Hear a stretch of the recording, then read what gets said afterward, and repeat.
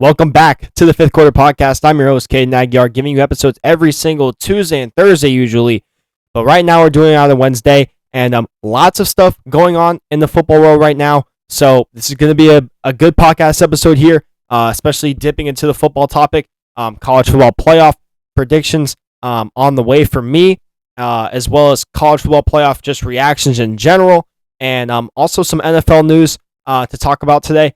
But yeah, man, let's get right into it. So, Philip Rivers signs with the Colts practice squad at 44 years old. My first question here is, will Philip Rivers have any sign of success with the Colts? And my answer here is, I don't know. I mean, let's look at the Colts' remaining schedule right here. The Seahawks, 49ers, Jaguars, and Titans. Those are four teams that are playoff bound here coming late in the season. And to be honest, all four of these defenses are really solid in my opinion. So I see Philip Rivers not really panning out the way that the Colts want to, but if he could sneak in a win here, I don't know. I mean, I guess the Colts can possibly make it to the wild card round. I think the Jaguars are going to have the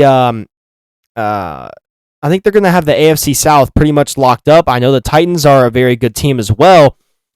And let's talk about this here. The Jaguars, I think, have one of the best divisions in football right now. Or the AFC South is one of the best divisions in football right now with the Jaguars, Texans, and then the Colts now. It's crazy to me because the NFL, it changes so much, so rapidly that we can go from, 3 weeks ago, the Colts are on top of the world, and after 3 weeks, 3 straight losses, and now Daniel Jones is out with an Achilles injury, so now we bring in Philip Rivers, but my thing is, how bad can Riley Leonard possibly be right now? I know he's injured, but how bad can he be? He can't be any worse than a 44-year-old Philip Rivers. Yes, Philip Rivers gives out good content. That's why I'm talking about him right now in fifth quarter. But how bad can he possibly be? It's a great story. If Philip Rivers goes out there and has success, say they lead them to the playoffs and they win a playoff game, that's a phenomenal story. It's like Joe Flacco when he played for the Browns, honestly. It was the same deal. Genuinely, I feel bad for the Colts right now. They have been through it now, the past 3 weeks especially. Daniel Jones has not looked the same since 3 weeks ago when he got injured to now. Now he's out, but at the start of the season they looked so good and they had so much momentum going for them. They were the best team in the NFL at that point, and now 3 losses later, you're scrambling, and now you're going to go and get a 44-year-old Philip Rivers to sign with your practice squad. If he gets on the active roster, his Hall of Fame eligibility will be set back another 5 years, which is insane to talk about. But the Colts, and all in all, the Colts are desperate for a quarterback right now to be on their football team, and it's showing for sure. Next thing we want to talk about here is the Buccaneers are getting healthy at the right time. They play tomorrow, and Evans and McMillan are coming back off injury, and they will both play on Thursday against the Falcons, if I believe. I know Mike Evans for sure is playing against the Falcons. I'm not sure if Jalen McMillan is, but this will be the first time, since the start of the season that Evans, Godwin, and Ibuka will all be on the field at the same time. I never thought that we would finally, in week, 13, 14, see all these 3 phenomenal receivers be on the field at the same time. It's going to be a scary sight for the Falcons to see on Thursday night. That's just my prediction. I know the Falcons have a great defense, but how are you going to be able to stop Mike Evans, Chris Godwin, and Emeka Egbuka, let alone some of our other weapons like Tez Johnson and Sterling Shepard? There's just so many weapons on our team. McMillan's coming back. McMillan is probably our wide receiver 4. And McMillan last year had 7 touchdowns in the last 5 games of the season. Let that sink in. Jalen McMillan is a phenomenal receiver in my eyes. I think he has tons of potential. So I was caught off guard when the Bucs selected Emeka Egbuka with the 21st pick because McMillan was already your young receiver that you could develop to take the place of Mike Evans. But now you have both of them, Egbuka and McMillan, and this looks like a dominant wide receiver room for the Tampa Bay Buccaneers. Also, not to mention this as well, Tristan Wirfs was out last week. He's coming back this week. This is the fire starter for the Tampa Bay Buccaneers right here. Tristan Wirfs makes that offensive line. Luke Gedeke also makes that line. Graham Barton is solid, but Ben Bredesen has been placed on IR. So you win some, you lose some for the Buccaneers. Thursday will be the most healthy Bucs team this whole season. And the Bucs and Falcons on Thursday Night Football. I am excited to watch that game. I want to see a healthy Bucs team, for the most part, play against the Falcons, and we'll see how much they dominate in this game. Let's take some predictions here and just predict on how many sacks Myles Garrett will be at by the end of the season. He's at 20 right now, and in his remaining games, he has the Bears, Bills, Steelers, and Bengals. I don't think he's going to get any sacks against the Bills and the Bills. The Bears and the Bills. They both have phenomenal offensive lines, and I understand it's Myles Garrett. He is the biggest machine in the NFL, and I just don't see him. These two offensive lines have been phenomenal all season. Steelers and Bengals. That's when we can start thinking, okay, here we go. He can break the record right here. He can break Strahan's record. I think he can do it by the end of the season for sure. It's just, how many games is it going to take him until the end of the season? Can he pass that record? Can he somehow break the record and submit his own legacy into the game? Staying on the topic of the Browns, Shedeur Sanders has a chance to put up good numbers against some bad defenses for the end of the season. He could really let teams know and send a message that, hey, I'm a competent QB in this league. He can give them a sample size good enough for that. He's not afraid. I will give him that. He is not afraid to throw the deep ball. He's not afraid of taking risks. And there's good and bad that comes with that, right? You could have a Jameis Winston mentality. You could throw it deep every single play. 5 touchdowns, 5 picks. Or you can be Aaron Rodgers, push it downfield, or Tom Brady, throw it downfield. It's situational. And I think if Shedeur Sanders can figure out when to take shots and when to go back to the short passing game, that's going to be his niche, and that's how he's going to become a great quarterback in this league. I think Shedeur Sanders can be a fantastic quarterback. I'm not the biggest fan of him, but I think he could be a phenomenal QB in this league. It just takes time. Let him develop. I feel like these analysts, they are critiquing him on every single throw he makes.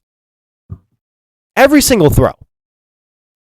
And as a quarterback, there's a lot of pressure on him to make good throws every single game. Let the kid play. Let him play his game, and then we'll evaluate at the end of the season how good he is. We still don't know yet.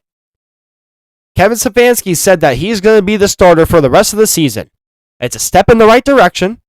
Let's see if he can play good quarterback play. And let's see if the Browns can show any life going into next season.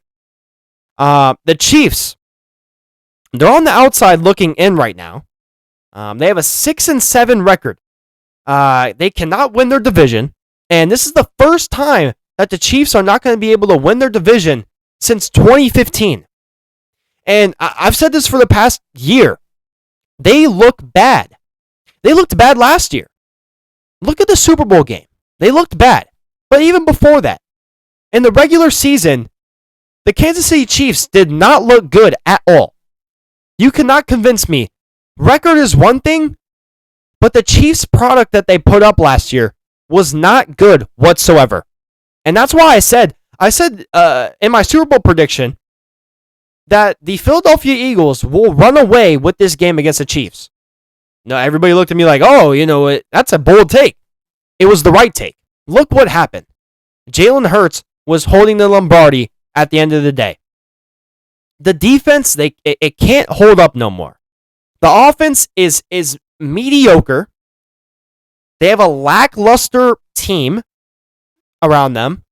Rashee Rice and Xavier Worthy, they're not consistent enough. Travis Kelce's starting to dip. But their running game is okay. They've never had a great running game. It's literally just Patrick Mahomes versus the world right now. And that is a recipe for disaster. Make Patrick Mahomes happy next year and go get guys that are competent again. I think Travis Kelce should retire after this year, in my opinion. Hang it up, brother. You have a great legacy. Hang it up. And you'll be a first ballot Hall of Famer for sure. No worries about that. Go with Taylor Swift in the sunset, man. Honestly. And back to this. The NFL changes tide quickly because last episode I said, oh man, watch out for the Kansas City Chiefs. They're starting to put it together. Watch out for them. They could really make a move. So I look at the Kansas City Chiefs. They could still make it. Yes. Is it hard? Yes. But they can make it for sure. And if they make it into the playoffs, watch out. I think they could do something in the playoffs, potentially, because they have that experience. But I don't know. Win, and you're in, man. Are the Jaguars legit? So, the Jags, when they lost to the Texans, I said, man, Trevor Lawrence is bad. You got to go get a different quarterback. And now again, the tide is changing. The Jaguars are sitting at 9-4 right now. Trevor Lawrence is playing good, just good football. He's not playing fantastic. He's playing good football, winning football. So I look at the Jags and I say, they have a top 3 defense in my eyes. They have an average offense. Let's see what they do in the AFC picture here. I think they're going to win their division. Let's see what happens in their first playoff game. Whoever they're playing, I think that the Jags, they can beat just about any team in the AFC. I know they play the Broncos at some point at the end of the season. I would like to see that game because the Broncos are legit. They have a top 1 defense. They're the best defense in the league. I don't know. Let me watch that Broncos game and let me decide for myself how legit the Jags are. Patriots versus Bills this weekend. This is going to be another big game for the AFC picture because the Patriots, they could be the best team in the AFC, but the Bills, this is their year. Now that the Chiefs are officially done, they can't lock up their division. They have to get a wild card game. The Bills can really make a move, and we could see them in February playing in the Super Bowl, playing in Levi Stadium at the end of the year. And this is Josh Allen's year to cement himself in history and be a Super Bowl champion. This is his year, and he has to take full advantage of this. So this is a must-win game for the Bills in my eyes. The Patriots, they need to build off this game, so this is going to be one of the biggest games in the weekend for me. I just wanted to highlight this game because it's so important for momentum-wise. Not much record-wise because both of these teams are already going to be in the playoff regardless. The Patriots, they can get home field advantage, but these teams need this as momentum going forward, and the Patriots need another big team win, if you know what I'm saying, as far as beating a very competitive team. Chiefs, they have one last breath of air against the Chargers, in my opinion. I think if they lose that game, they're officially out. And the Chargers, they don't look bad. I think they could beat the Chiefs for sure. That defense is nice right now. They got, 4 turnovers against the Eagles on Monday night? I like the Chargers right now. I like them. They can sneak into a wild card spot, in my eyes. And let's see what the Chargers can do in the playoffs because I think they're also sitting at 8 wins right now, so they need this win. But I don't think the Chiefs are going to make it. But this is their last chance here. Last chance for the Chiefs to say, hey, we belong in the NFL playoff this year. Let's see what happens in that game. What can the Colts do without Daniel Jones? I mean, the Colts, they go and play the Seattle Seahawks. I don't know. I don't know if Philip Rivers is going to play this game. I don't know who their quarterback's going to be because Anthony Richardson is hurt. Riley Leonard is hurt. I think, screw it. Go balls against the wall. Go in and put in Philip Rivers, in my eyes. Just go put him in. See what happens. He could lead you guys to success. Could be failure. Who knows? And then another game I'm going to highlight here. Packers versus Broncos. Big game. The Packers, they're starting to build momentum up again, like they did earlier in the season. And then the Broncos, they're arguably one of the best teams in the league. So I think that the Packers, they have a lot of momentum right now. I could see them winning this game for sure. And if the Packers win this game, watch out, NFC. The Packers are coming. Lions versus Rams, another NFC game. The Rams need to keep this dominance going. And then the Lions, they're also out of the playoff right now. So Lions need this win. This is a big momentum win for them. So another big game there. Can the Dolphins keep their playoff hopes alive on Monday night against the Steelers? I don't know. Because Mike Tomlin, there's been a lot of controversy around Mike Tomlin. The Steelers, they got a big win against the Baltimore Ravens last week. The Steelers, I don't know what to expect from them week by week. But I'm going to tell you right now, the Dolphins do not look bad at all. They do not look bad. If they played like this the whole season, I think they would have had 9 wins. But they got off to such a slow start that now they're trying to pick it up. We're going to take a break here. Fifth quarter podcast. Next segment, we're going to be talking about Notre Dame. Left out of the college football playoff. Fifth quarter, we'll be back in 1 minute.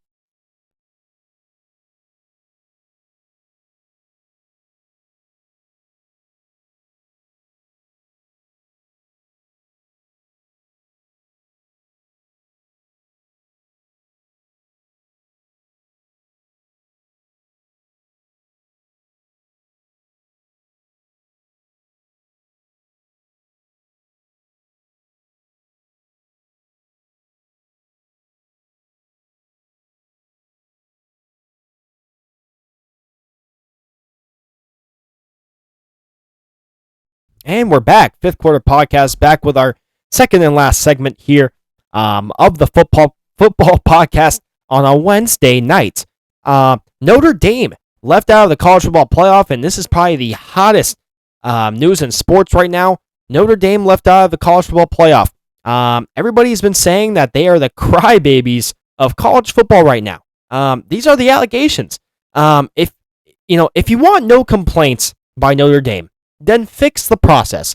If I'm the committee, I'm saying, how can we polish this process to make sure that every team understands why they are left out of the college football playoff? They were ranked ahead of Miami in the college football polls for 5 whole weeks, and then Miami jumped them last minute.